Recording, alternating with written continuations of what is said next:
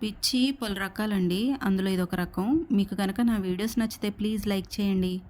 ఇది మా పాప కోసమే స్టడీ టేబుల్ పెట్టించాము. కానీ అదిగోండి బెడ్ అంతా పెట్టిద్ది. ప్రతి ఇంట్లో ప్రతి పిల్లలు చేసే పని ఇదేనండి. నిజమో కాదో కామెంట్ రూపంలో మీరే చెప్పాలి.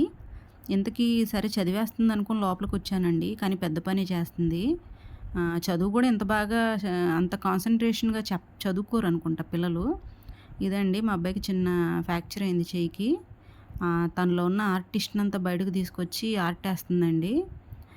మా వాడికి ఫోన్ ఉంటే చాలు, "ఏంట్రా ఇది" అనేసి అంటే ఎనక వైపు కూడా ఒక బొమ్మేసిందండి. అది చూపిస్తున్నాడు మా అబ్బాయి. ఇలా ఉన్నారండి పిల్లలు. కాపోతే ఒక్కటి చెప్పుకోవచ్చు, వాళ్ళిద్దరూ చాలా బావుంటారండి. తక్కువే దెబ్బలాడుకోవడం. కానీ ఆడుకోవడంలోనే వాళ్ళు విపరీతమైన గొడవ ఆడుకుంటారు. మీ ఇంట్లో కూడా ఇలాంటి వాళ్ళే ఉంటే ఖచ్చితంగా నాకొక లైక్ చేయండి.